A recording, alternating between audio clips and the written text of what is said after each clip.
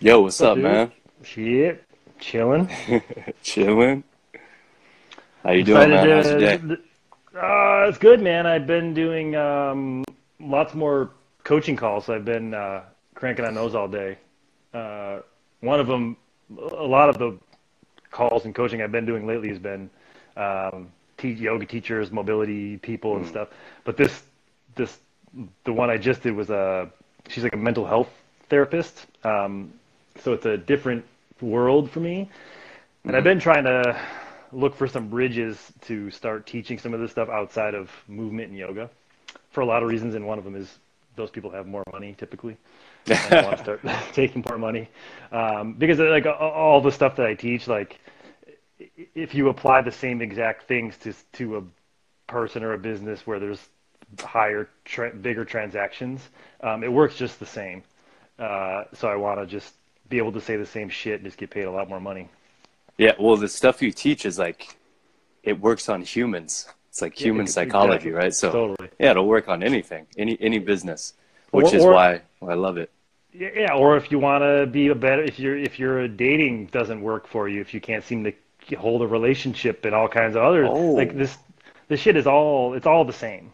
It's all the same yeah. stuff. You might have tapped in a market right there, you know, Dude, the I could dating write, dude, guru. for sure, man. Like people who like that have asked me to look at dating profiles and shit. I was like, bro, this is the worst piece of shit in the world. You're never gonna get anything ever. Just rewriting dating profiles, I could make a fucking mint. What's the top three tips for your Tinder profile? I don't have a Tinder profile, but I think like, well, maybe I do. I just haven't opened it in a long time. But I think it would be the same sort of tips that I would give to someone who wanted to promote their business. I think. Uh, I mean, it's pretty much what you're doing. yeah, yeah, it's the same shit. It would just be It's a like way, your like wiener is your business on Tinder, right? basically, well said. Yeah, yeah. But I think it would be just the three tips. I think would be the same. It would almost be like to exaggerate your strengths in a way. So like whatever, I can't remember how Tinder works, but I assume there's content that's sort of featured and you can change the orders of things.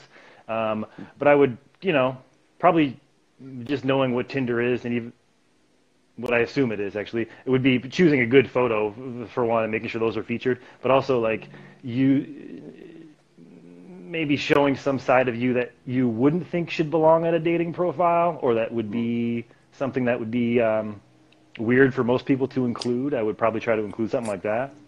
I mean, Yeah. yeah, for sure. So, I mean, kind of maybe related, but that's how I found and started following you was I I was getting reposted by Dre a few times, and you commented like this fucking guy again. Yeah, I remember And I looked, I was like, that. I was like, that's kind of true. Like that was honest and it was funny and it was lighthearted. And then I saw you with Hunter and you popped up again. And then finally, when I went in your page and saw you talking shit on some I don't know the whole yoga thing, Ashtanga Ashtanga. yoga. Yeah. Yeah. Yeah, I was all in after that. I was like, this guy's nuts. And it was like a rabbit hole that I got trapped in. I think I told you I was like mesmerized. And the deeper I looked into it, the more I got like trapped. I felt like I was being violated pretty much. Like I didn't have a Perfect. choice. Perfect. I was funneled in. So yeah, that's the whole reason I was like, I want to know how you did that to me. And that's why I, purchased one of your products and went and saw you at the summit.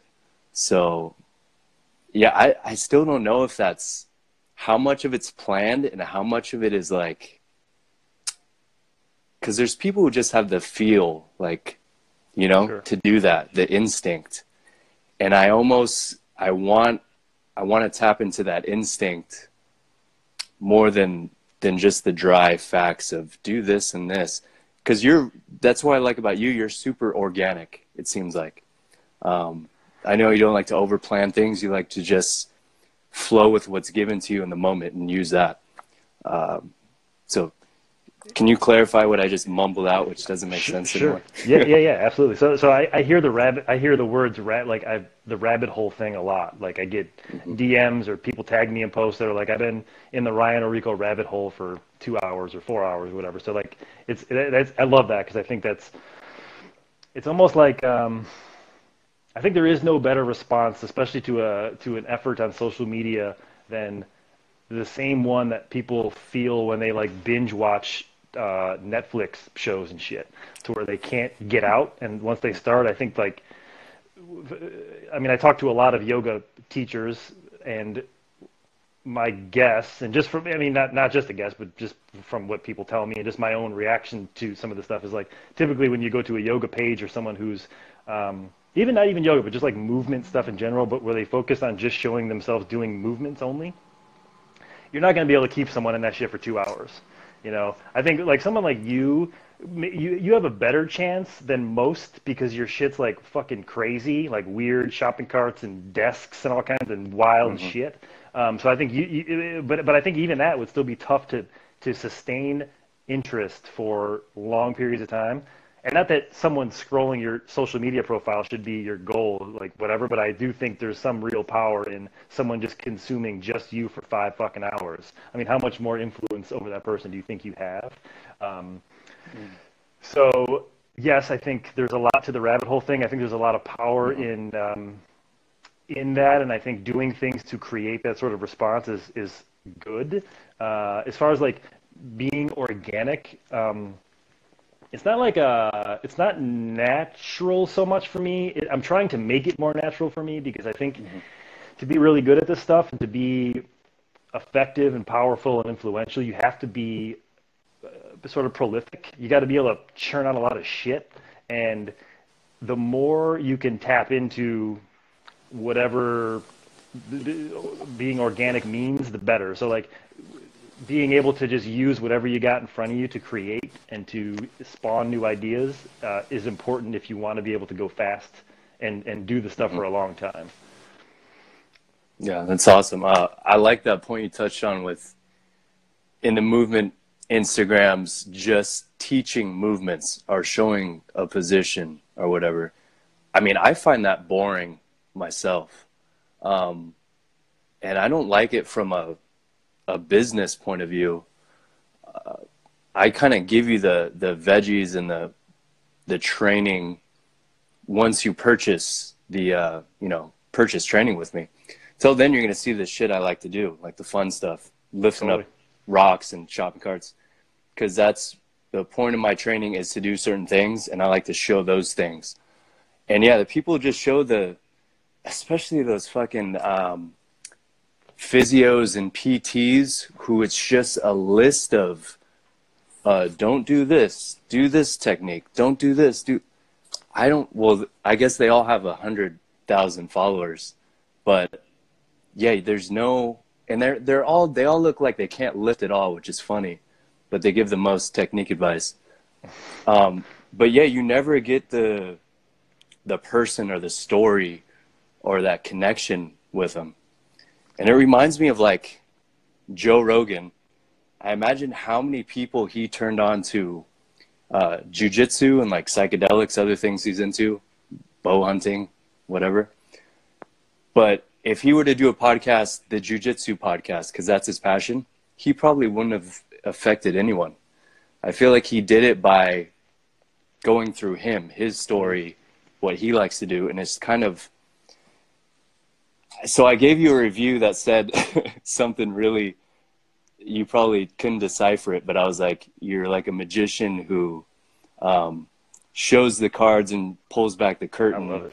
to to get you more enthralled in the trick." And that's kind of what I meant. Like it's almost like a mental judo thing where you're indirectly influencing by not trying to do it, in your face boldly directly. Does that make sense?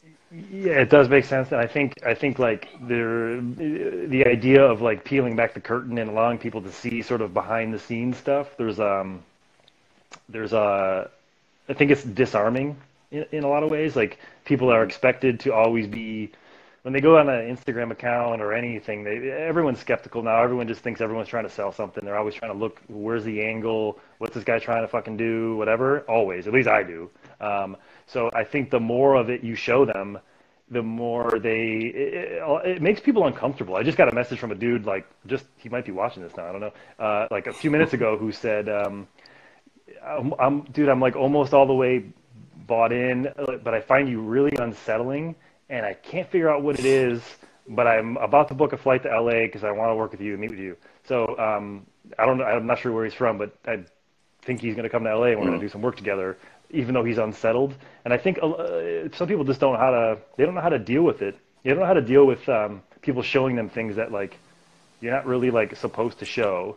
So I think the more of that you can do, and the more, I mean, really, it's just a matter of being honest about what your intentions are with your stuff. If you're talking about products and services you sell, and you let people sort of know that you're there to sell stuff, it's they're like, I guess it's kind of like an elephant in the room sort of thing. Like, Yeah. most people know you're trying to sell something, you're trying to get them to do something or take some sort of action. So, like, the more that you're willing to just tell them that, the better. I think it works on a lot of different levels, and being trusted is important, and that's just one of the best ways to earn trust, is to just be fucking honest about what you're trying to do. And that's really what I try to do that as much as I can. I think, yeah, I'm gonna leave it there. What else you got? But yes, pull back the curtain, show people what you're doing, talk about why you're doing it, and it will affect them in ways that it's different for each person, but that they can't even explain sometimes. Mm-hmm. Powerful stuff, man. Yeah, I kind of felt that. It's refreshing also. Yeah, I hear that word a lot too. Because it's shoved down our throat so much, the whole, I guess, old school marketing approach. And now I find myself looking at how I react to things a lot now. Especially when you're scrolling down, you'll see an advertisement.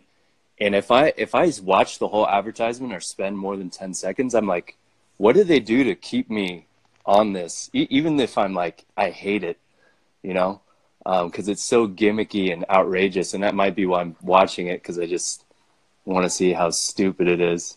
But yeah, it's like mental warfare out there. So when you just see someone authentic and saying what no one else wants to say, I think it can be unsettling, but it's what we need, and I love it, dude. Yeah. I mean, I think just to go back to what you mentioned, the Ashtanga yoga thing, it's like, it's pretty interesting that, like, I wouldn't have guessed that would have rang out for you because it's yoga, but I also, like, I hear it quite a bit from people who are like, dude, I don't even give a fuck about yoga, but I think that Ashtanga shit is just hilarious, you know? So there's, like, real power in throwing rocks at, we talked about this at the summit, but, like, throwing rocks at things, and it doesn't always need to be people. Like, I'm pretty extreme to the point, well, I haven't been so much lately, I kind of backed off a little bit, but, like, when I was really going hard at Ashtanga yoga, there was a point where I was, like, freaking myself out that I was going to, like, get my account deleted and shit, because I am for sure breaking Instagram's terms of service by, like,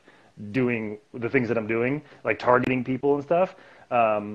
But I don't know that there's enough of it for them to see it and take action. But it is something that was why I started the Yoga Sex Rock God account, and that's why I started commenting on my own posts with Yoga Sex Rock God and having those conversations, because don't ever stop.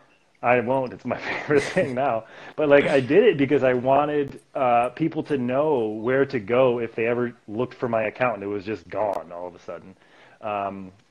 But yeah, I can't remember where we jumped off on that. But I do think so. Your instinct now to sort of pay attention to how you feel when you see things, I think, is really fucking important.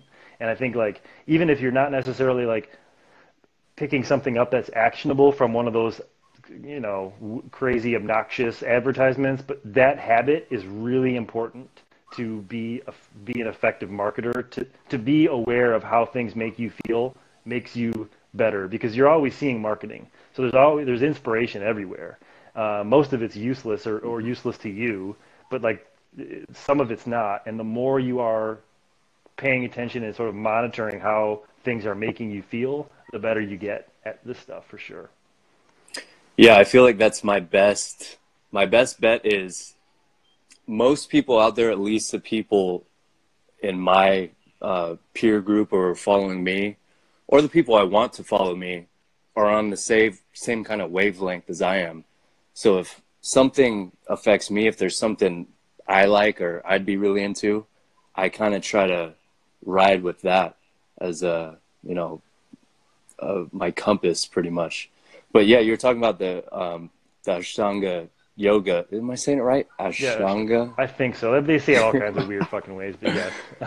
But well, yeah. So I said I saw that what you posted, but what really nailed the coffin was I read through the comments of all these people like, trying to defend it really politely too, and you just like stood firm and were just knocking them down, and I was like, wow, this guy's character, he's that was your superhero showing.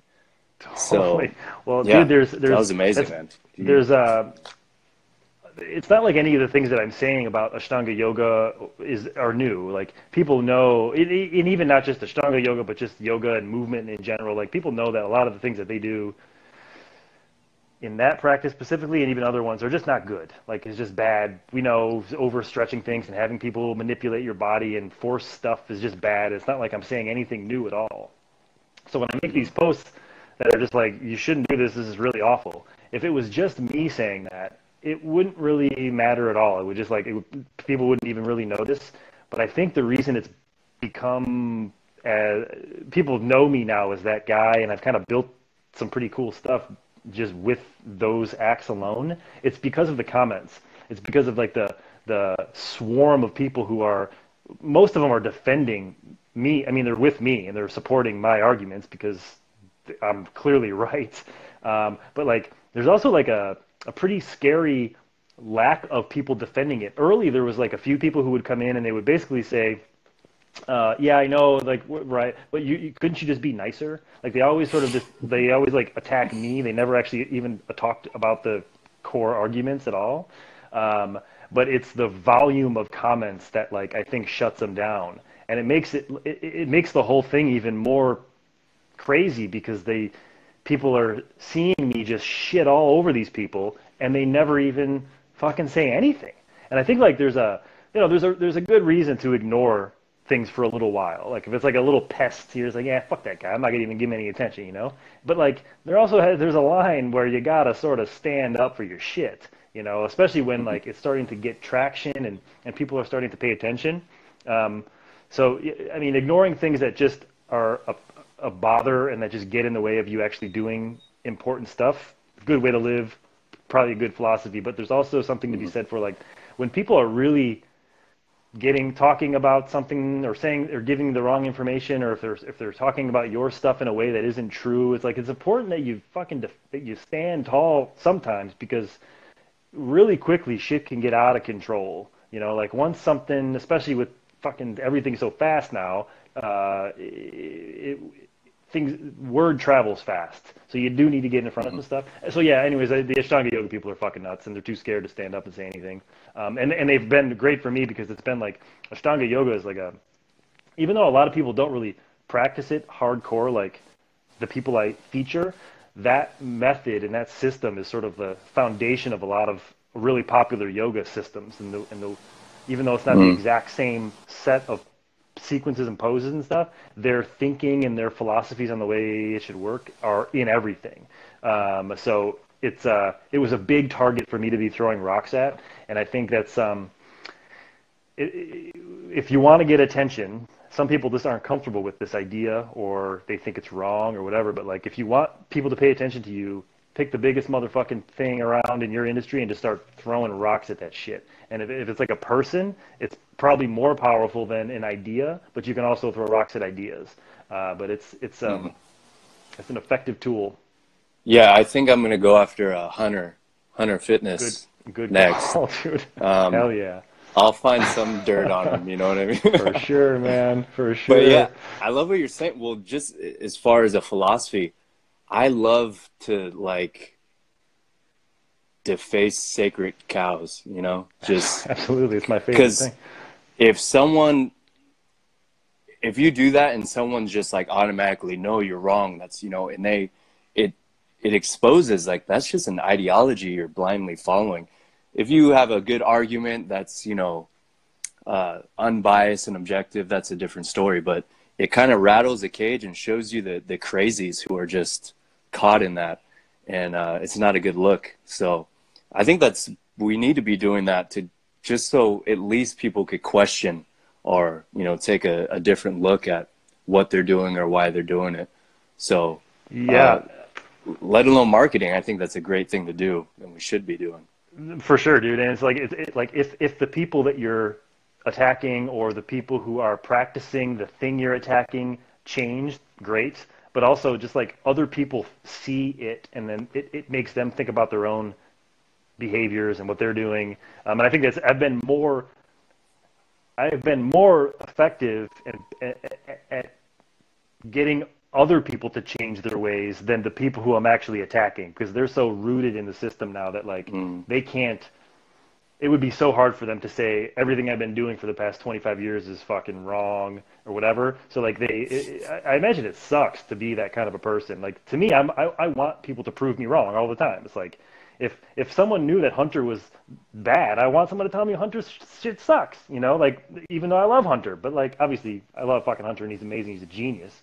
But the point being, no matter how in love with something I am, like I want someone to tell me it's wrong so I can make a decision for myself. I don't want to be ever fucking swept up in some thing that I just believe is the only way. You know. You don't want to get caught in a little echo chamber and No. you know, find out later that you're wrong. Yeah, every year I feel like I realize my whole life was I've been wrong about something.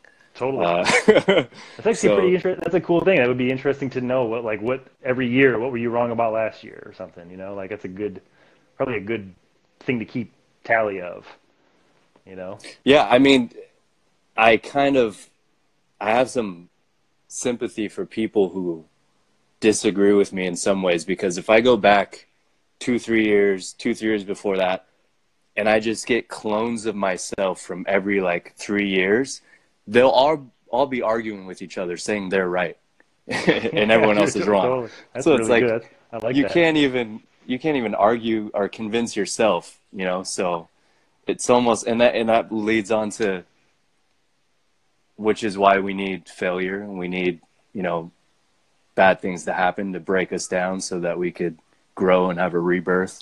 So being given the answer or given something usually never helps, you know? No, So yeah, I think totally. attacking, exposing, calling out, I think there's a place for that, especially on the internet. Agreed, That's where 100%.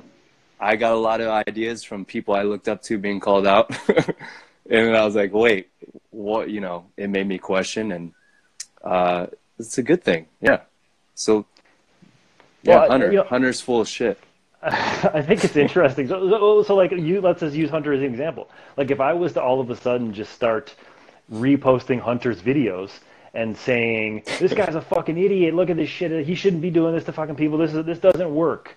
Like I would have hundreds of people in my comments being like, actually, this PubMed study fucking definitely, like I would be inundated with, I mean, after initially it would be just like, they would look at me as a pest and be like, yeah, fuck that guy. Like if I kept pursuing it, there would be people who would stand up for Hunter and stand up for the system that he teaches, because there's some sort of like research behind it or something that you can defend it in some ways, where like the things that I throw rocks at, there is none, and so there's nothing for them to say. Like they can't say anything, you know, and they don't. So it ends up being like, it's pretty interesting. The main guy who like, so the guy that created Ashtanga Yoga is Patabi Joyce. He died, I don't know, 5 or 8 or 10 years ago or something. But his grandson is now like the main guy, Sharath Joyce, and he's at this main ashram in Mysore, India. And Sharath, like a couple of months ago, a lot of bad things started coming out about Patabi Joyce and like all this these sexual allegations and stuff that happened when he was Every time. really popular. Always, dude. Every yoga teacher's a fucking sexual, deviant, crazy Creeps. son of a bitch. The I'm trying to women get the fuck especially. away from totally, dude. But so like so he started kind of catching a lot of shit, and then there was a photo, like, so now it's funny. I've been blocked from like every Ashtanga page on the planet. Like I can't see shit from both of my accounts. They blocked both of them now. I used to be able to go on Yoga Sex Rockout and see, but now I can't even do that. But now people just send me links to the stuff that they want me to see. And somebody sent me a photo of Patabi Joyce doing some, I can't even remember what it was, but he was like, he must have been grabbing someone in a weird way, and like he was kind of sitting on his face or something, or it was some weird awkward thing that just like didn't look right. So this was probably the ballsiest post that I'd ever made, or it wasn't that ballsy, but it was kind of the biggest like Jesus fucking Christ thing when I reposted that photo of Patabi doing some gross thing, and I tagged his grandson, and I was like, bro, you gonna explain your dead grandfather rubbing his dick and balls over his woman's face or something fucking wild? And he blocked me like right away, and now like immediately, Jesus. and now like whenever there's like a conversation comes up about fucking Ashtanga or whatever, like I just like call him out. I'll like tag Sharath and be like, yo, Sharath, you gonna explain this shit? So it looked like all the people who are into Ashtanga, they're like, damn, but like he doesn't even see it anymore because he fucking blocked me. But it's a good show, man. It's fun. We need to get his number and prank call him or something. Totally, just send him shit.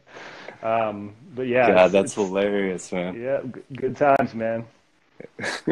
So, a personal question: are you still doing yoga, or what does your movement practice look like nowadays? No, and I haven't done yoga in a while. I mean, so it depends. There's all these weird internet conversations about yoga. Like some people say postures aren't yoga and whatever. So like I'm not doing yoga postures, but I have a seated meditation practice I do every day. I breathe. I do some of the breathing things that I learned in yoga every day. And I try to live I try to remain aware of my thoughts and kind of do all of the more subtle yoga stuff, but I don't do postures. I train with Hunter. The past few weeks he's been traveling a lot. So I've been, even this year actually, 2018, I've been a little bit slow with sessions with Hunter, but I've been just mostly focusing on just kind of basic FRC mobility stuff and just making shit work nice. Yeah, basically, man. I mean, I went to the seminar in November of 2016. I went to go because Hunter was going to be there. I went to go meet Hunter because I wanted to be a client. So like I just wanted to like buddy up with him and shit. It was in Chicago, and then I planned to get with him when I got back to California. So that was the reason I went. And then it was just like, I mean, I already knew shit was fucked up. I'd been kind of looking at stuff, whatever, but it was definitely that weekend completely like just like leveled like everything for me, and it made me change I burned down my whole yoga business. I was making a lot of money teaching 4 classes a week. I had a membership and everything, and I just like I couldn't teach it anymore when I got back from that damn seminar. And it really bothered me that like I was a trainer for a while, and I had a pretty successful training business, and I considered myself a pretty fucking smart dude. I studied Paul Chek and fucking McGraw, McGill, whatever the shit, all these dudes as I was coming up, and I learned all this stuff.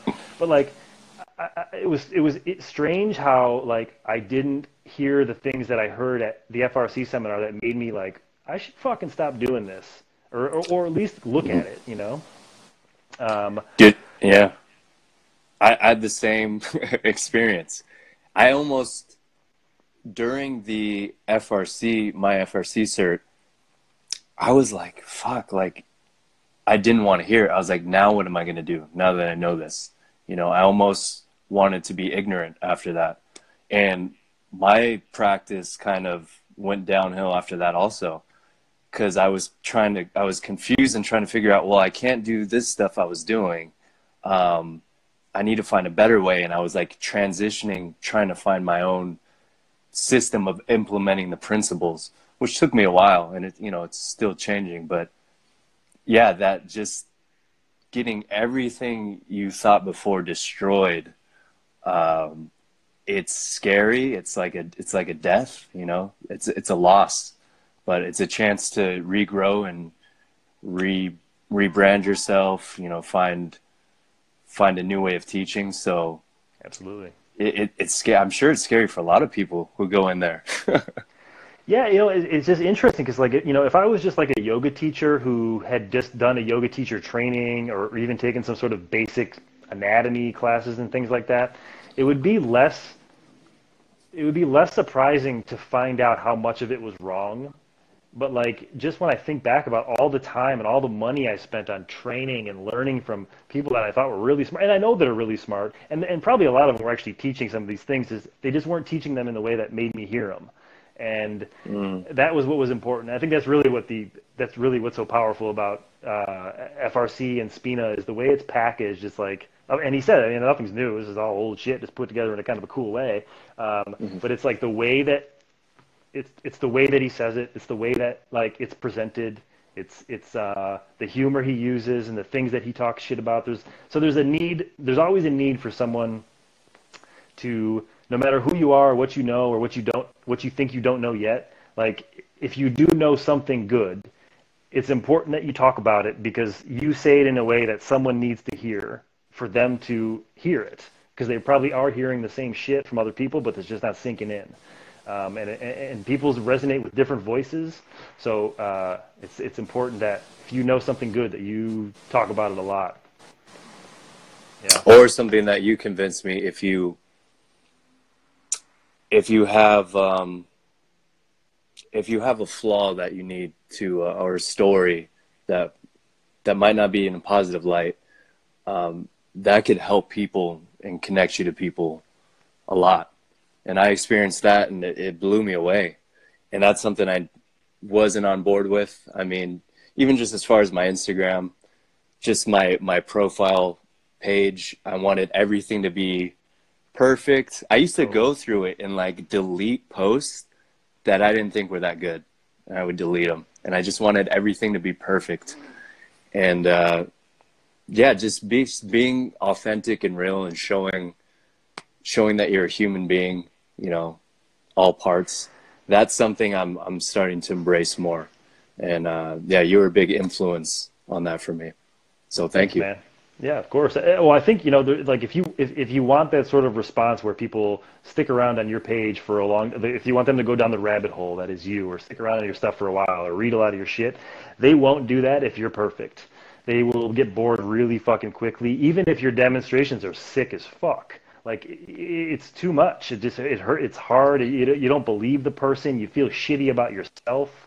Like it just like not only is it not good, but it's like just harmful as fuck. It gets in the way of you reaching people by because you scare them away, or you annoy them, or they don't trust you, you know, or probably a lot of other things. Yeah, that got me thinking about like Juju Mufu. You know who that is? Yep, totally, Is a stud. He's like for not a sure. human being. Like Yep. he's not human. Um, I love watching his stuff. It's the most entertaining stuff. But if he put out a training program or anything, I would not purchase it. You know, um, I agree. he, yeah, he's too perfect, and it makes me think like, was he born that way? Is he a science project? Totally. Yeah, like how did this occur? Where are the principles? Yeah, now that I more and more I think about it, the people I trust with my wallet are it's like the person, it's the personality, it's the story, it's everything. It's not so much the teaching, because really everyone has answers that could help you. If you want to go on a diet or get some exercises, you could YouTube it or Google it. Everything's out there. But someone who could connect with you and guide you and get you to buy in and believe in a program, that's where the magic happens. Even in the gym, I was just telling someone the other day, on paper, you could look at a program, it doesn't mean much. If you go in the right gym with the right environment and the right people pushing you, and you know, that's where the magic is. That's what makes someone elite and makes someone, you know, just walking through the motions, going through the motions. So yeah, I don't know. Does that tie into what we were saying? I'm lost. I don't remember if it ties into what we were saying, but I think I it's don't know what we're definitely talking about. I think it's definitely on point, dude. I remember hearing people talking about maybe it was an Eric Cressy quote or something, but that's like a thing. It's like a shitty program done in an inspiring environment is way more effective than the perfect program done by yourself or outside of that sort of place. Mm-hmm. And as far as like that Juji or Juju Mufu, yeah, totally. That guy's a complete fucking animal. But I agree. Like I think he's someone who I don't understand how he got there, and if I don't understand how you got there, I don't trust you enough to give you my money. I need to know how you got there. I need to know why you're doing it and what you went through to get there. At least have some idea, or at least have some idea that you were kind of like me at some point Mm-hmm. before I can trust you. And not that, I mean, obviously not everyone is not for everyone. So some people's story just won't connect, and that's fine. But I think Mm-hmm. if you're not sharing it, you're not, and not just sharing it once or sharing it in one place, but sharing it all the time in different ways, telling the same stories over and over and over again, you're never going to be able to reach the people who are really the ones you want to be talking to, and the ones who really love you, and the ones who will really get results. I don't know anything about that guy other than he's just like he's a crazy son of a bitch. I think he's hilarious. I think I love watching his Yeah. stuff. But like you brought his name up now. Like I haven't thought about that guy in a long time. I used to see him more.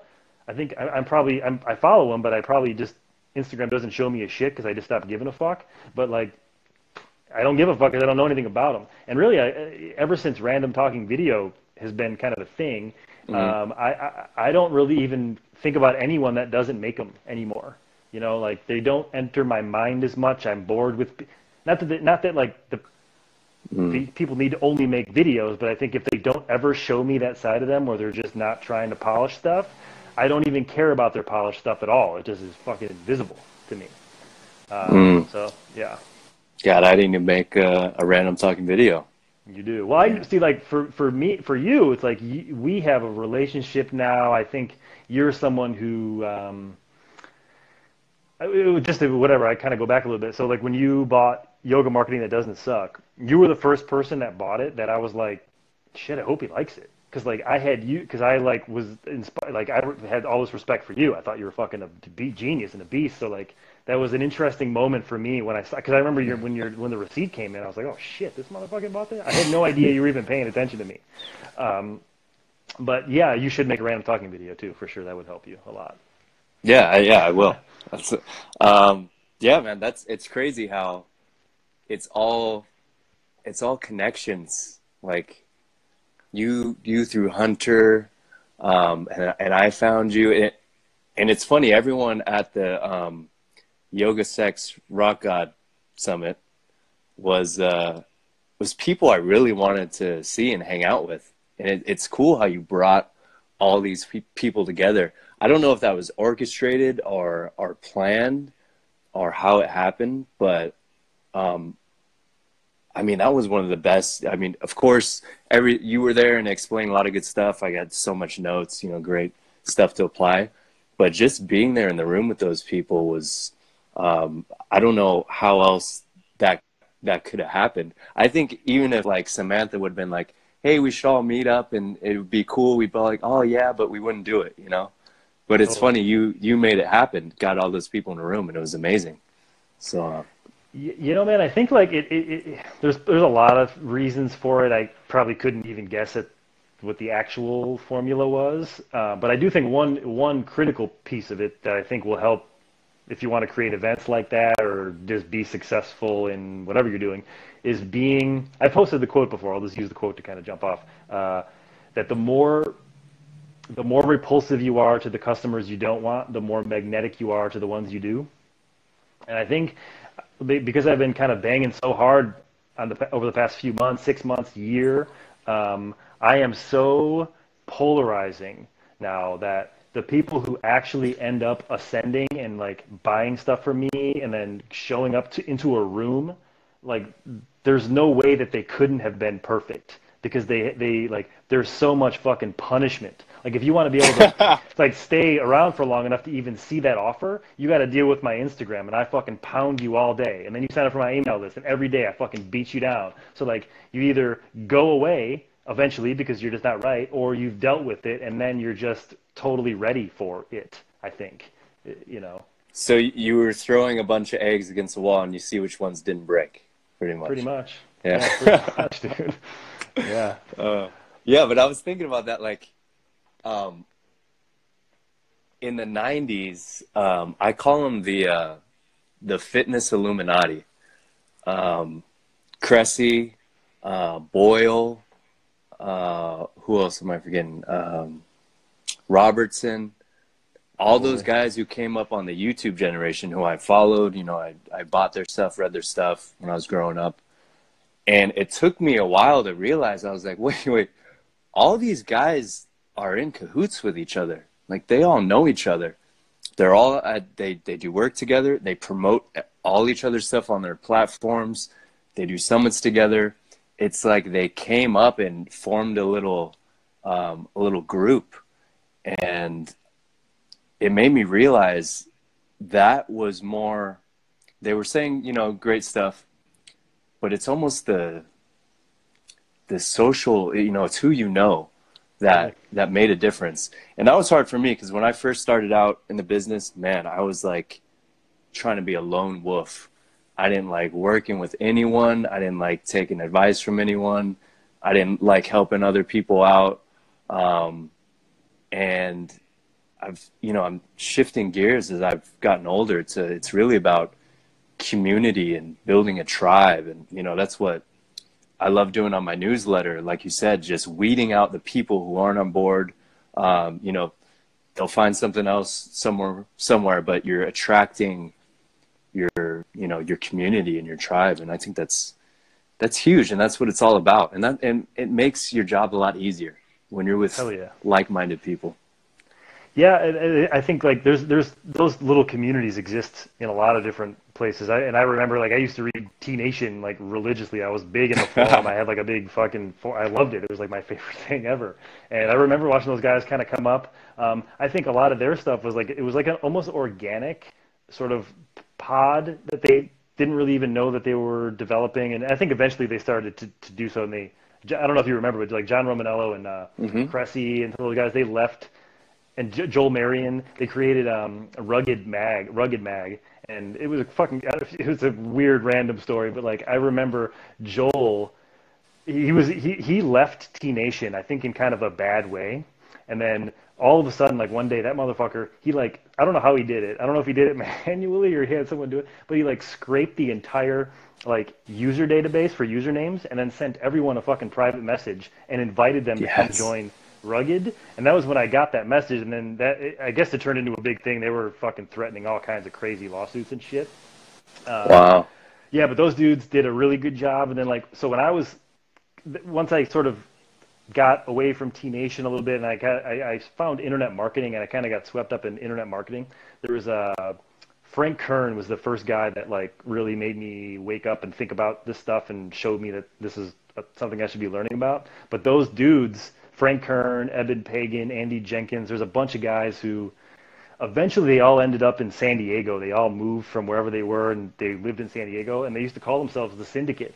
And they just promoted each other's stuff all the time. They supported each other. When someone was launching a new product, everyone helped promote it for an affiliate commission. So it just creates bigger waves around your stuff, you know? I mean, even just like something as simple as like I have this Backstage Pass, this kind of mastermind group, and you'll know like a few times people have had ideas for kind of little social media campaigns based on random talking video and stuff.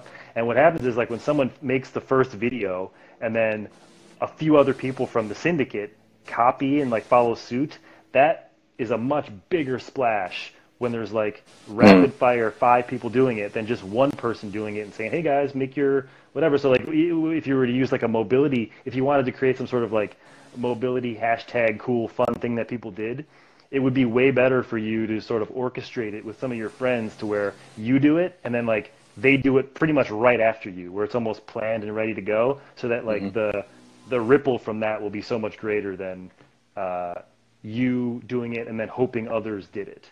So like random talking videos started with me doing it all by myself. I mean, people were making videos on the internet obviously, but like I was just making them myself every day and I kept banging on it. But then it took a long time to pick up steam, and it only started after a couple other people started. And I had a sort of, if I thought about it more, it was just an organic thing, but if I thought about it more, I would have tried to get people to do it with me initially. So yeah, it's good to help each other and create little pods of people that are in cahoots. Oh, definitely. Yeah. Yeah. Yeah. I mean, if you're not, I feel like you're not going to last if No. if you isolate yourself. What was I going to say? Yeah. Dude, your private, the backstage group, dude, a lot of good things from that. People are killing it in there. So, I think people should definitely, what's the, discount code Strong Camps will get them how much off? 5% off into Strong. the group? Oh, did you know about any of this? Actually, there is. I did actually have my assistant Cassidy. She created a link today for yoga. So you can't join Backstage Pass without buying some of my shit and kind of doing some stuff first because I don't want just random people back there. So Mm. there's not even like a public offer for Backstage Pass. It's But an if you elite do, group of people. it is, and they're bad motherfuckers. They're all doing cool shit, and it's the best goddamn thing I'm doing. But if you do I do have a promotional code for you. Strongcamps.yogamarketingthatdoesn'tsuck.com will give you 50% off of my marketing course. So you can mention that. But like that, if you were interested in getting into Backstage Pass or even just learning about any of this shit, that's where you would start. It's $200, but if you do it through DJ's link, I'll make sure he gets it. You could post it or whatever the fuck. It's half off. But yeah, I tried to you'll be write that back there down, soon. so just send it to Yeah, me. no worries. Oh, I'm not. I've been knocking on the door, man. Just I let know, me in. man. I know. I We're almost haven't ready. I haven't gone through enough steps to prove my worthiness to get in the group, Actually, but I'm not. hopefully soon. I could play it cool, but no, you've done enough, man. You've gone through. You bought my shit, and then you showed up to my event. That's what I need to see. What I don't want is like a bunch of fucking people who are just kind of like, ooh, this looks fun. I wonder what they're talking about. Like just joining without having bought in a little bit, because then that just becomes the group value will just plummet quickly if they're not all high quality Yeah. people. You don't want it to be like T Nation, you know. Which I used to I used to be on there on the daily, Oh, me too, man. I Ryan, loved it. for real. I loved it. I Dude, learned a I lot, got dude. yeah, some of those coaches I still Christian Thibodeau, Thibodeau. love that guy. He's a fucking Really beast. know a lot about that. Yeah, he's a beast. Dude, I bought the alpha male bottle and had an Perfect. erection for a month straight. So Awesome. yeah, good. It's great Testimonial. times with Tino. Yeah, their marketing is great just for kids who want to look jacked and Oh be hell a yeah. man. Yeah, Like and that's smart. they write articles that are just like all loaded with their products. It's like if you want to follow this protocol, you got to buy these fucking 12 supplements. It's Yeah, it's amazing. like they were required to list how the article or program fit in those supplements, which was smart. Honestly, I think that made their programs work even better. Because if you're sitting there with your $200 worth of, you're taking your post-workout scoop, you're popping your Absolutely. pills before, and you're pumped up, and you're like, I'm gonna have the best workout ever. I gotta do this and this, and then your nutrition has to be on point, and just cascades into, even if it's a Absolutely. placebo, it Totally. it gets results. So yeah, they're smart. I wonder who's Ritual. doing anything. Yeah. It's important stuff. Like I think that's something most people can be doing more of. I don't do enough of it. It's something every time I bring this up into conversation, I'm like, I got to do more of that stuff. And I just don't know. I don't do it. But I think having rituals is important. I think it's one of the really cool things about FRC is just like the morning routine is almost like it feels like required. I mean, it is required, I guess, but you should just be doing it for whatever reason. But I think like the way that it was packaged as part of that system and like it's got nothing to do with FRC. It's just this dude put these things together in a way, and he called it the FRC morning routine. And so now every morning when these people wake up, they do this thing. They're thinking about Dr. Spina and FRC. So it just furthers their involvement with the system. And I think you're totally right. Like when you got all of that stuff, and you bought all that stuff, and you're taking the pills, and even if they're just filled with goddamn fucking sugar, the involvement, like your mind is in that thing all the way, and that's super important. It's one of the reasons that like I post a lot and I do a lot of the things that I do, and I spend money on advertisements to group to, I don't want to get too techie on this shit, but like custom audiences on Facebook, so that like there's a group of people who constantly see me all of the time, and I think being omnipresent in the people's worlds, in the people who you're trying to influence's worlds, is important. So having a ritual like the FRC morning routine, or if you're a coach or a trainer and you have something like that you package up in your way and give it a title, you can just steal their shit, call it fucking your own thing, and then so those people think about it all the time. Like whenever they do, every morning I wake up, I do DJ's great gratitude exercise, and then so I have to write and I think about him, and then I do this mobility thing he gave me to do every day. Like the mobility training is good and the writing exercises are good and they're helpful. But really, like it gets deeper buy-in into your thing, and you need buy-in for people to stick around long enough for you to really be able to help them. So yeah. Important stuff, dude. I saw a goddamn every time I scoop my dinner out of my pan, I use this wooden spoon that looks exactly like the one you were using, and I'm like, son of a bitch. Yeah. So Ryan, you're on my mind every night, you know? It's a beautiful thing. It's a testimonial for me right there, baby. But yeah, I want people every time they fucking see a spoon to think of me, you know? And if you don't know what we're talking about, I stir the pot a lot by throwing rocks and shit on Instagram. So don't even tell them. Make them go down the rabbit hole. Yeah, fine, done. Dude, do we have any questions here? Let's see. Do you do drugs? Fuck. I do drugs. Do you do drugs? Yeah. Yep. Absolutely. Okay. Did you have like a special regimen of drugs you recommend? No, a special regimen of drugs. So I'm just trying to think of the best way to tell this. So like a few months ago, I was taking Adderall for a long time. I stopped taking Adderall like right before I started my most recent onslaught of Instagram, like 10 posts a day shit.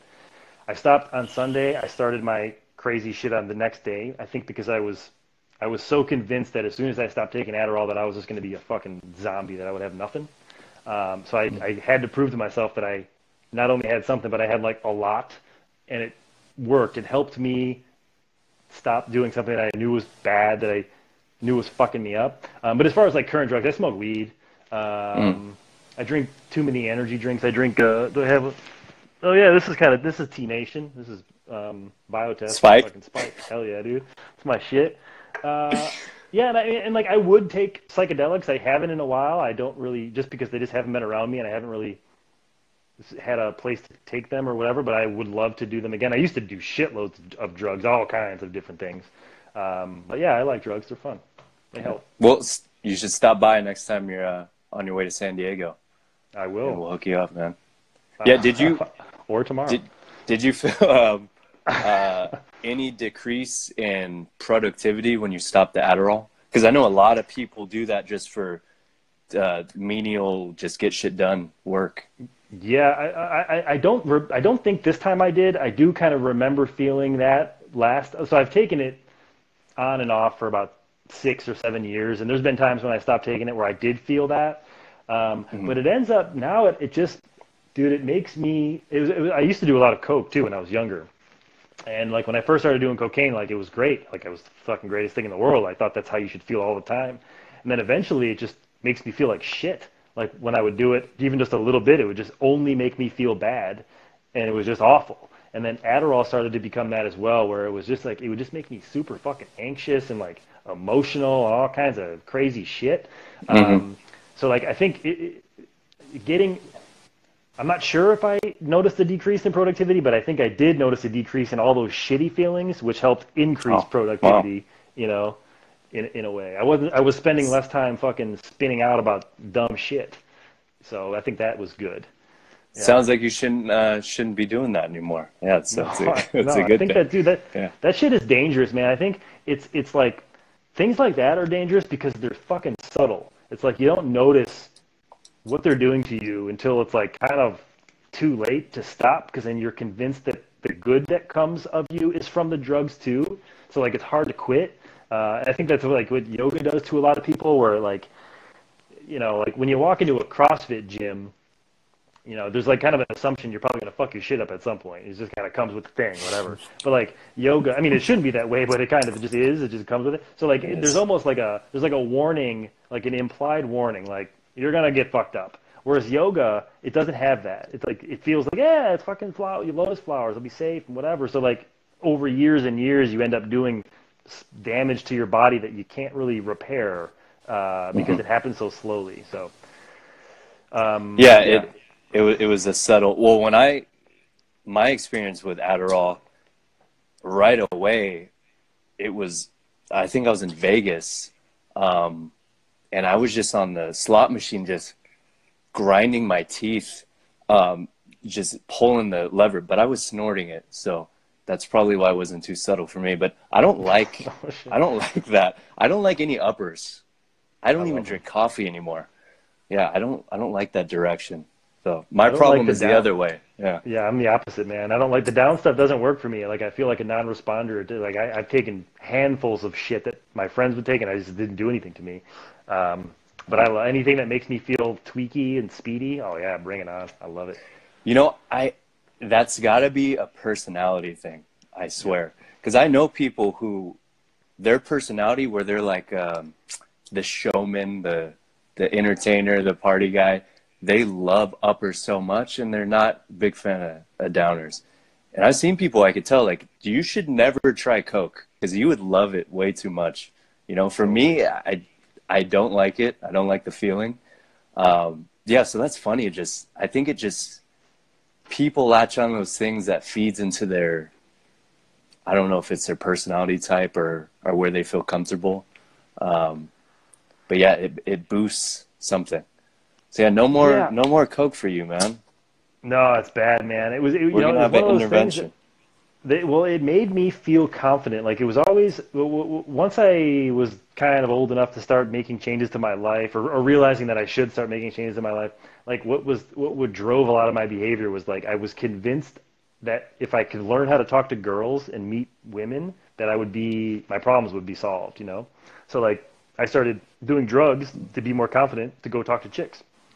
Taught myself how to play the guitar because I thought if I learn how to play the guitar, chicks would like me. It didn't work. Started lifting weights because I thought girls would like me. I started taking steroids because I thought if I was bigger, I even business. I think my initial motivations for getting into my own like my business, were sort of driven by that weird idea as well. Which you end up realizing that like none of that shit makes you feel better. Like people, external things don't fucking do it. No matter what it is. Hmm. But it took me a long time to realize that.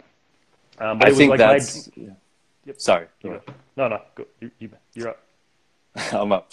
I I feel like that's everyone's reason for everything they do. You know, other than eating, is is sexual.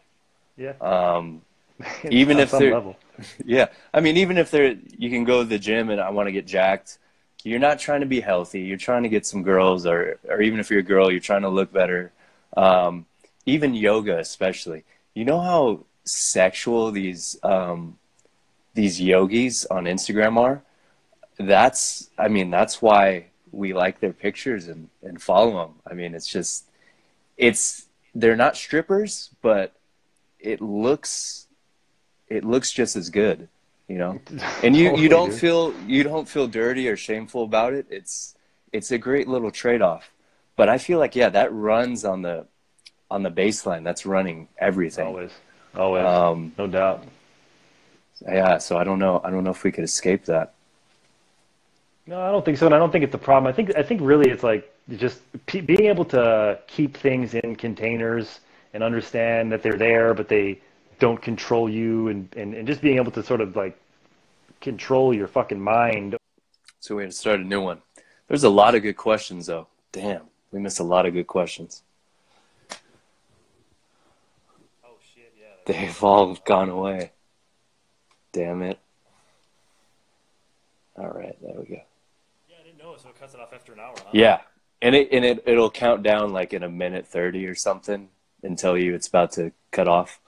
But I get stitch it together at the end in post edit, and I'm gonna have some good edits from this, some good little 1 minute, uh, some gems that you're spitting.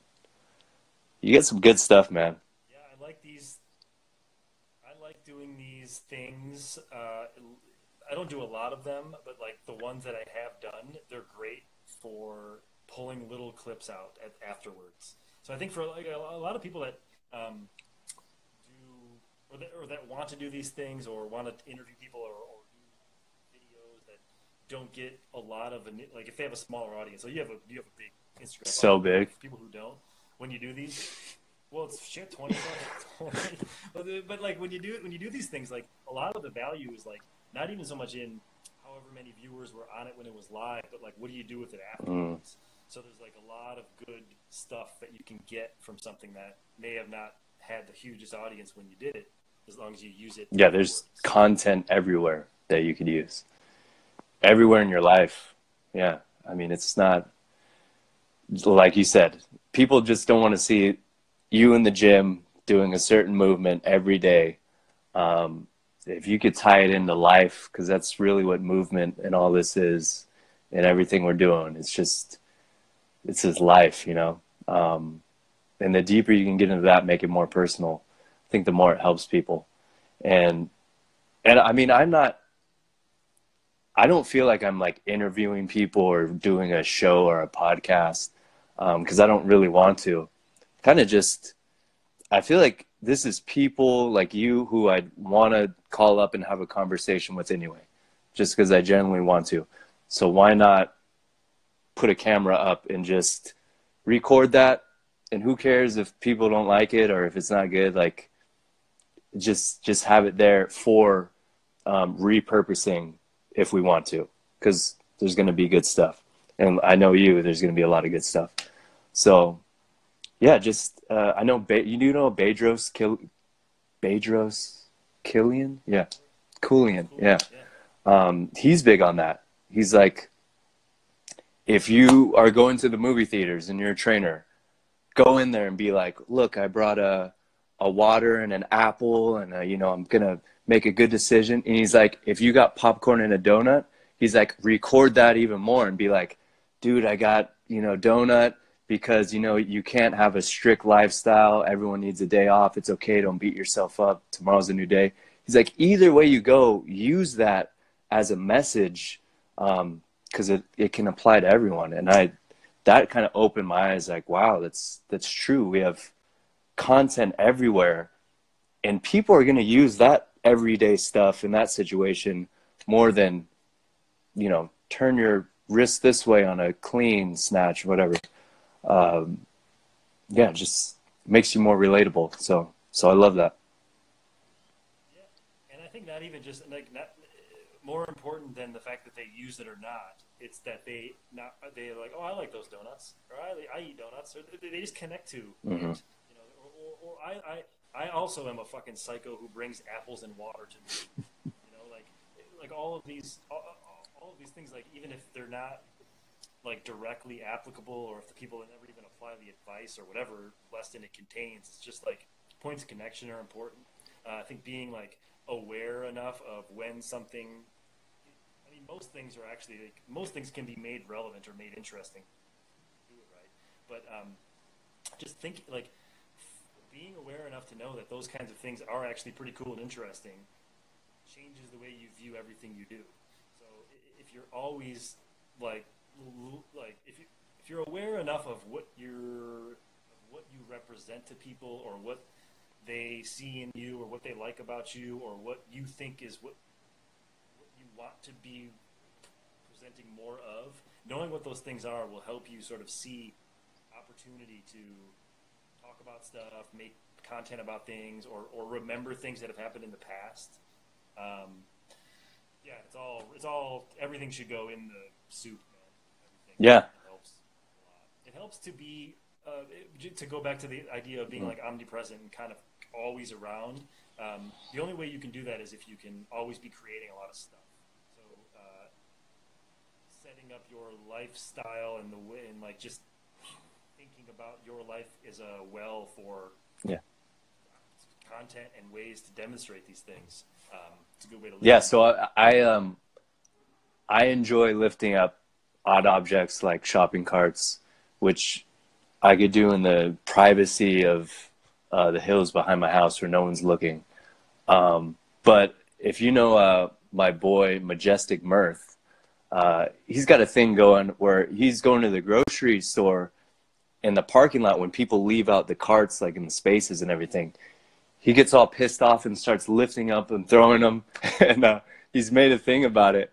And it's like I look forward every week to watching him at the grocery store. He's just dancing in the aisles, putting away all the carts.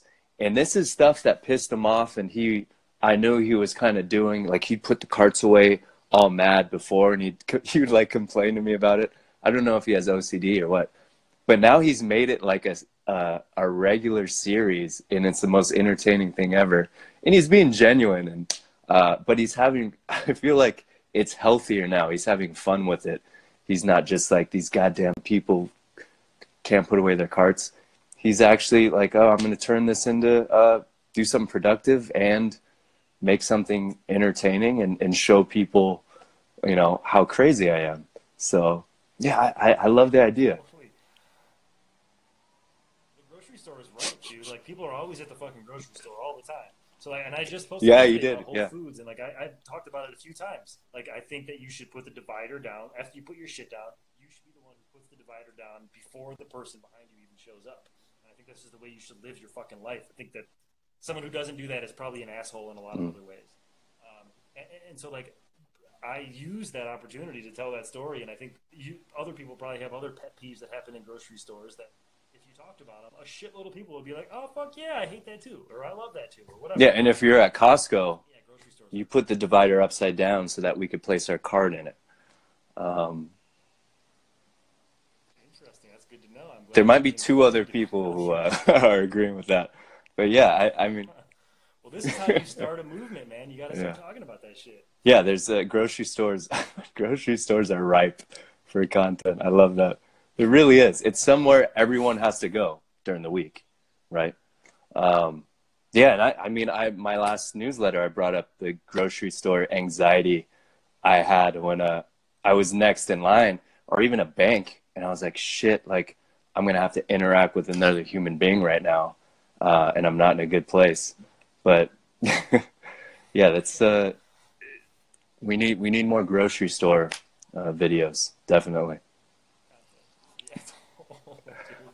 Before, you brought up something about a large amount of followers, and another thing which I've heard before, but it really didn't hit home until I started listening to you, was the amount of followers you have doesn't mean shit when it comes to your business. It really doesn't mean anything. I mean, back to the whole Juju Mufu thing, which I don't know how his business is doing or how he converts his followers or anything. But yeah, now that, I mean, my last newsletter, again, I lost a good amount of people from that. I got a good number of unsubscribes. My mom reported me, actually, on the MailChimp. I realized she reported me as abusive content in there. But, you know, I was worried about that opening up and being personal, because it's like, is that what people want to see? And do they just want to, you know, keep it strictly professional? Am I the face of a brand that's, you know, in a certain standard? But I realize now, the more unfollowers, the more people leave who don't like it, the better, because I really want that tribe and that community who to kind of go along with my values and what I'm trying to create.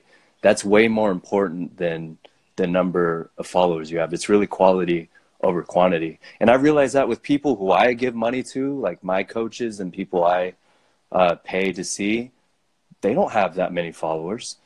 But the followers they do have are all on board with them on the team, you know, looking for their service and see the value in what they do. So now I'm kind of switching it around, like, you know, I see I see less is more now. You know, when I get those unfollows and unsubscribes and negative comments and people messaging me, I'm like, that's great. That's one less person that I don't need following me. So thank you for that also. Yeah, man. Well, one less person that you don't need to be worried about if what they're gonna think and stuff. I think is important, and I think for most people that have like more than 25,000 followers, say, I'm just pulling that number out because it feels right. But if those people, if you were to cut their audience in half, they would make more money. Like if they did the things that got rid of the people who weren't really there, that would get the other people to ascend further. That would bring them closer, and they will spend more money. So like there's this woman Stephanie Birch. She's a yoga teacher. I would have before I got to know her, I would have considered her like a insta yogi who just has a big Instagram following. Kind of doesn't really hang a lot of herself out there. Doesn't show much of herself. She reposted me a few months ago, and that was the biggest jump in followers I ever had like in a single day. So she had a really responsive audience, and now she's in my backstage pass group, and she's doing a lot of this stuff. But I think she was above 70,000 followers, and now she's below. And I told her the first time we talked, I'm like, you get that shit down to 50,000, you'll be making 10 times the money you're making now. Get it down to 30,000, it'd be fucking 20, 30, 40, 50 times the amount of money. By truncating the audience, you'll make more money. If you do it by sharing the things that bring the other half closer. Not even half, the other 25% closer. Not by just doing stupid things, but by doing things that are the disclosure and doing stuff that bring the buyers closer will make you more money than trying to grow your audience. Better to fucking get rid of a bunch of it. Man. Unless your model is something where you're getting paid, which just sounds like a fucking horrible place to be. Like a lot of my friends do like. They get paid from yoga clothing companies to take photos of themselves and Sellouts. shit. And like, well, they get paid for like the number of followers they have. So like their whole fucking day, they have to worry. Like they post stuff and be like, well, I hope people don't unfollow me. That's like the worst thing you can think when you're creating is, I hope people don't go away. It's like awful. You're fucking over everyone who really loves you because you're not showing them anything. And you're just like a slave to this system. Going off of followers is not a good metric. First of all, they're probably fake bot followers. I just had this fucking people San Diego Fitness at San Diego _fitness. I think that's them.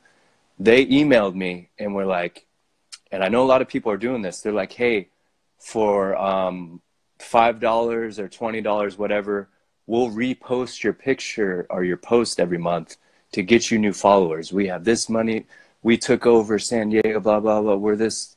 So I went and checked out their Instagram, over 100K followers. I was like, damn, go click on the videos, getting 800 views, 700 views. I'm like, this is all fake. Like, this is all facade. And I hate people who do that, because I do when I see someone with a bunch of followers, I'm like, wow, they must be offering something good or interesting. I want to check it out. And then you see that it doesn't match up with their engagement. And it's just, it's not a good look, I feel like. And then on the other hand, when I see people with, a lower amount of following, but they have this huge amount of engagement, I'm like, dude, this person is on to something, and they're not bullshitting it, or they probably didn't go for the numbers and the masses. They're probably have a tight knit message, a clear message you're sending. So yeah, it's the followers doesn't mean shit. Yeah. Yeah, I mean they mean shit when they're the right ones. Like that's the only thing. Like, of course, I want more followers, but I only want the ones who are going to get involved with me. And I think like being and actually like kind of changing topics a little bit, but like getting people involved with you and communicating with you regularly and kind of being a part of your thing is actually more difficult than getting them to buy stuff from you.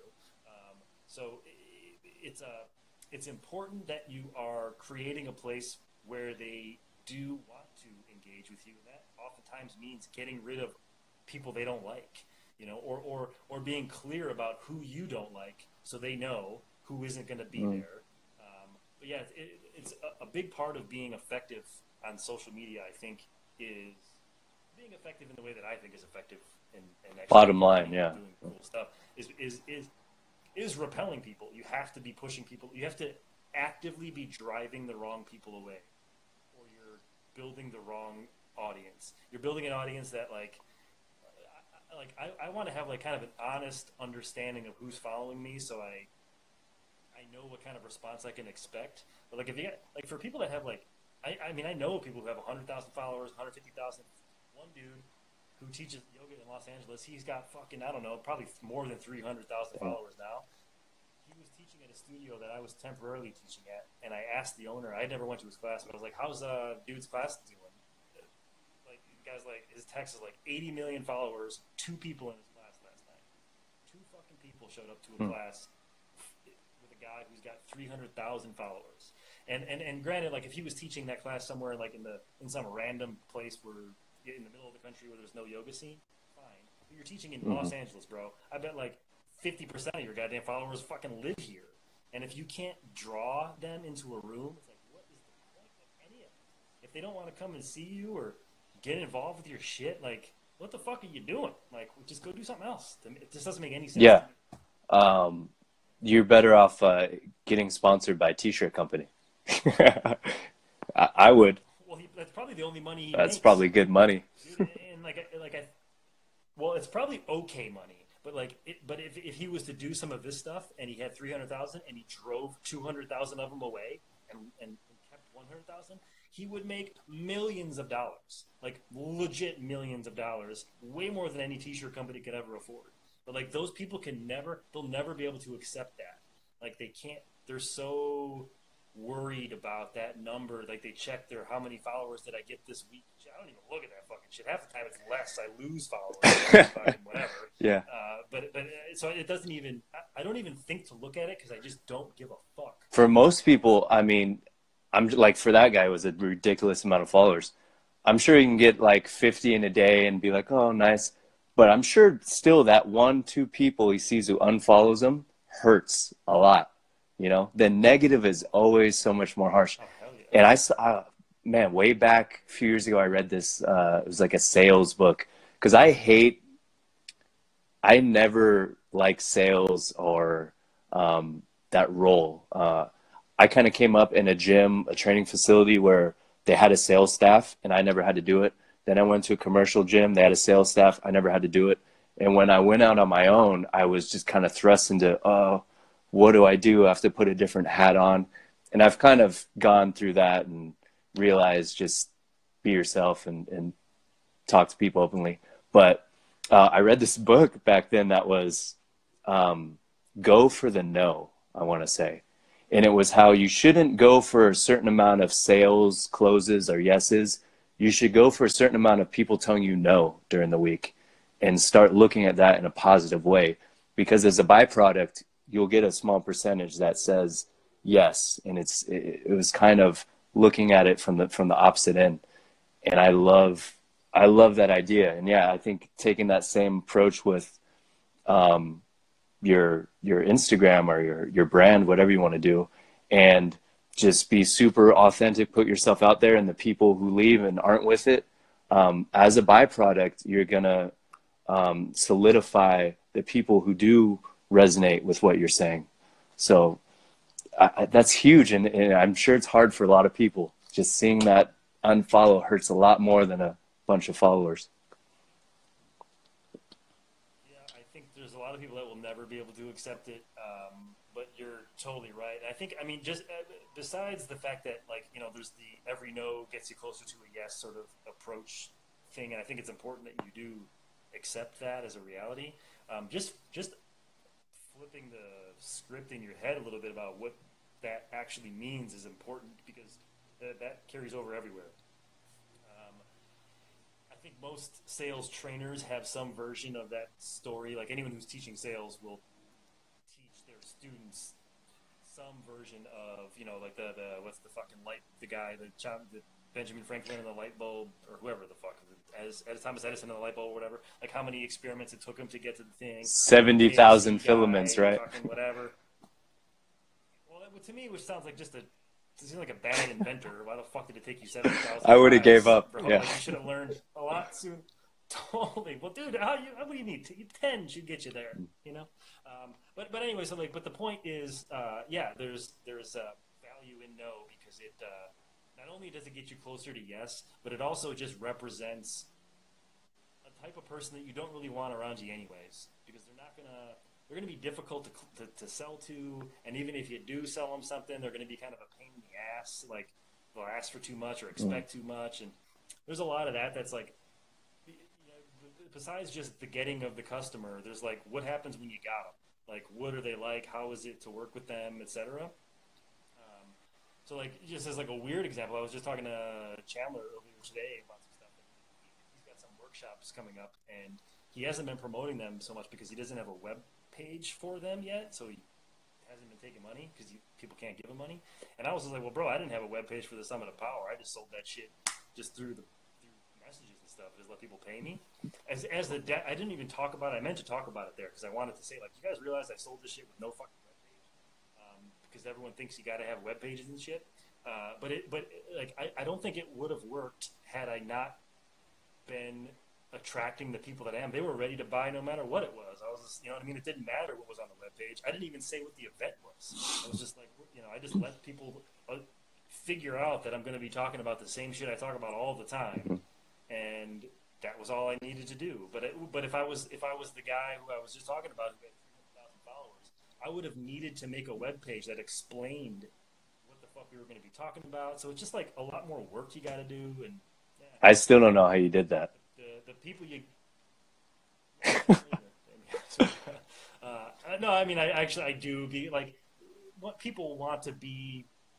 Once a few people sort of signed up, it made it easier for other people to sign up, and I kind of greased it up early and made a big spectacle of the whole thing. Like there's a lot of stuff that I did to make that. I mean, even when you said what you were doing there, you're talking about the stuff that you are already talking about. If you quizzed everyone there to get like feedback, they would all say that was like one of the best experiences they had. They had so much fun. It was great. They loved it. You know, they would want to do it again. But if they were explaining to someone else, oh, so what'd you learn? Did you get any good takeaways? Was there any, like, did you get a XYZ to-do list, program, blueprint? It's hard to explain why it was so successful, you know, to an outsider who wasn't there. So it's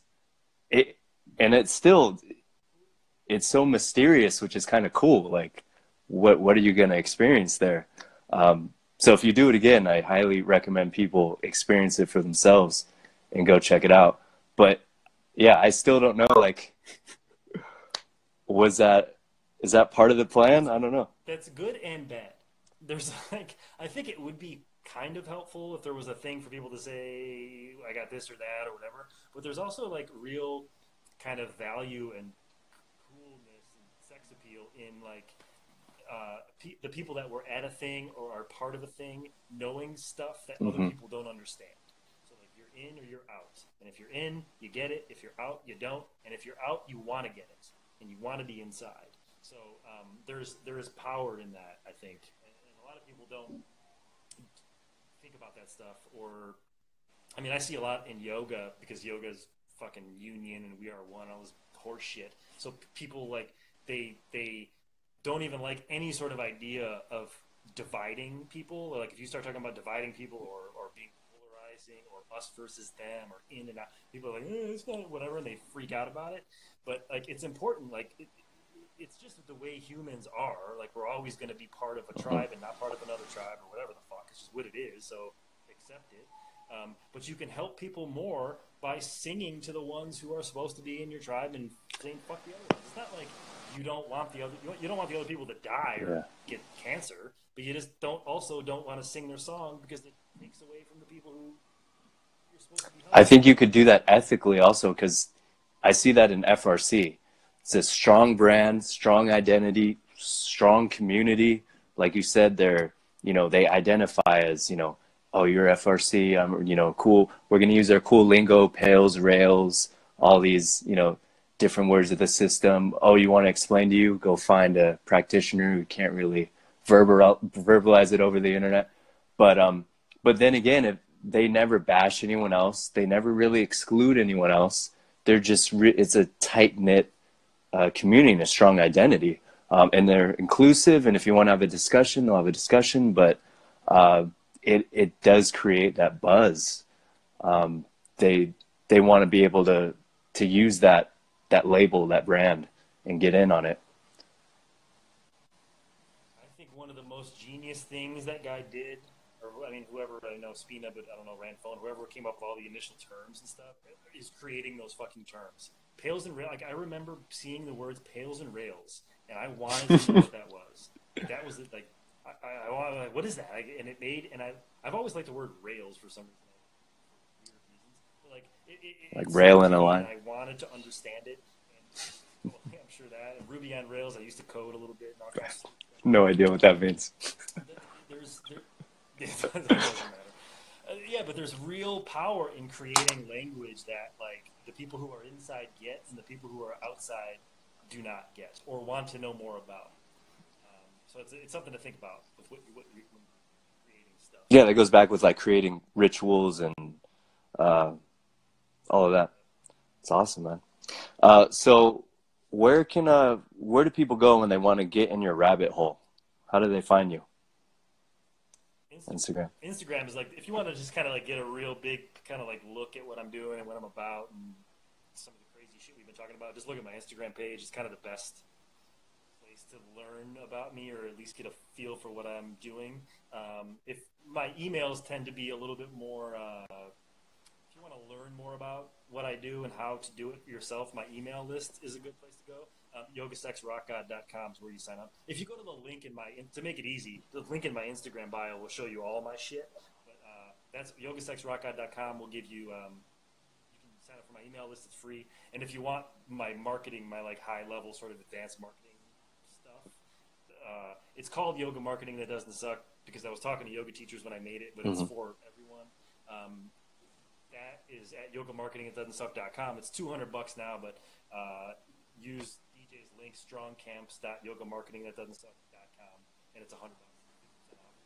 And yeah, but just my Instagram and my link in my bio will show you all my shit. One more question: Do you think websites aren't a main driver of traffic and sales? That's kind of like the final destination, right? There's a lot to it. I think more people would benefit by using just sort of focused landing pages. So like if you're going to be selling, if you want to sell something, it's better to send those people to a page that sort of, they don't have to click a link on your website to get to the page. Just send them straight to the page with the information about the specific thing you're selling. So if you go to yogamarketingthatdoesn'tsuck.com, it's just an offer for Yoga Marketing That Doesn't Suck. I have other products that are, when you go to those links, everything's on its own landing page link, and you're just focused on those things. I think there's more work. Like if I do any sort of advertising, paid advertising where I'm buying traffic, I don't send people to a website to just look at stuff. Like I want them to go and usually give me their email address. I'd prefer to get the email address before I do anything else. I can sell you my shit over email without a web page much easier than I can sell you by hoping you land on my web page and like it. So to me, it feels like when I want to learn more about someone, if I was like considering like, so I already train with Hunter, but if I saw you or someone told me about you, I would be way more inclined to go look at your Instagram and look at the comments on your Instagram posts and look at how you engage with people. That would be way more telling to me than the fucking presentation you gave me on your website. You know, I'd probably look at it maybe, and if it was super cool, I might be like, yeah, fucking cool site, whatever. But like, it would be the thing that got me for sure. Yeah, I'm feeling like that. I mean, I already feel like no one, except for the older population, Facebook isn't really that good of an option to advertise. I feel like it's a good option to message people on a personal level. but Instagram's definitely the front of your retail right there. And then I was doing, It's working for me. So Facebook can work if you're doing local stuff. If you want local things, if you want people to come to your gym or your yoga studio, I think there is real value in being a part of Facebook. But Instagram for me is working. I hate Facebook so much, though. It's hard for me to interact on that. But yeah, and also I used to put out blogs, but now like my newsletters are pretty much my mini blogs, and I enjoy that more just because of the replies I get and interaction I get. It's a lot better than, you would think a blog you're putting it up for everyone to see, but now I'm just doing to only my newsletter group. But it feels like I'm making a larger impact with the newsletters than I was with the blogs, which is interesting. And that's another thing I started because of your advice. Well, dude, I think there's a lot to be said for context, man. Like when you open up an email, you're in a frame, like a state of mind where you're kind of open and receptive to friendly communication from friends and family and stuff. And if you go to a blog, if you click a link to go to a blog, you're in like magazine, article, blog reading mode. Mm-hmm. So where you're consuming the thing affects how it affects you, you know? So I think like so even if you're smart enough to be using email, most people really, they send the pretty newsletters, the ones that have all the graphics and the headers and the fucking stuff all over them, and it just looks like a website inside the email. That just completely breaks the state that you're trying to get someone in. Like they load it up and like even if the words are the same shit, like if you take the same copy and you put it in an email with no style or formatting, or you put it in the one with the newsletter pretty shit that takes hours to make, the one that without all the graphics, just like it feels better, it just feels more friendly. And it's funny how many people like you intellectually you understand this, like it just makes perfect sense if you talk to anyone, like yeah, totally. But then they'll go home and send out a pretty newsletter because they can't unbook. They think it needs to be pretty, or it needs to be what everyone else does or whatever. And it doesn't. That's not how a friend would write you an email to say what's up. And so, dude, son of a bitch, Bando, Dan. So I subscribed to his newsletter. I got one today. Was it yesterday? And I thought he was writing one to me.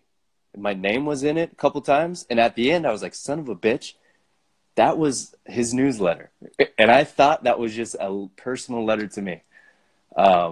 And that was another one of the things where I watched how I reacted to it. And I was like, wow, that was powerful. Like, I need to figure out how this was, designed. But let's end on this because I got to go in a sec. But just as a quick thing about so that's like a field merge or a name or something merge. I forget whatever when you insert names inside of email bodies. So what I found is the way that trips people the fuck out when you do it is like if you put their name too high up in the email, like when they first open it, if they see it's like, hey DJ or hey Ryan, whatever, like I first thing I think is this is a newsletter, this is automated, whatever. It's just because it just doesn't feel right. But if you let them sort of read it for a minute and kind of get lost in your writing, and then your name in the middle, it fucks with people all the time. Like I'll get messages back like, did you just call me? Like they assume I sent their name in all to all of the emails. It's like it doesn't make any fucking sense. First of all, so you're an asshole. But why would I do that? But it's crazy how it like gets in people's mind. But now I've actually almost kind of like I don't even like to do that anymore because to me, when I see my name in an email, I know immediately that it's like a red flag to me, as like this person just merged my name in because my friends don't really use my name in emails to me. You know, they don't say hey Ryan, they just say hey. Or hey, show up at this thing. Hey, whatever. They don't use my name so much. So like you can go either way on that. I think once people have seen it a couple of times, or if you do it too often, it loses its power. I think if you use it sparingly and in the right places, it can be really fucking. It can totally blow someone's fucking mind, especially people who are like uninitiated, people who haven't seen a lot of this sort of marketing. This stuff can really. Yeah, got me. So you got Son of a bitch. Yeah, Hey, Ryan, thank you for your time, man. That was awesome, dude. This is probably the live where I Yeah, dude. learned the most. Like, I have my notepad out and everything. So this was awesome, man. Thank you. You're welcome, dude. I'm going to quote you on that. Make sure everyone who's done your previous lives know that I'm You quoting are. you, man. I will see you backstage, man. Yeah, dude. Soon, bro. We'll probably email Cool. you tomorrow. All right, brother. Have a good day. Cool. Later, bro.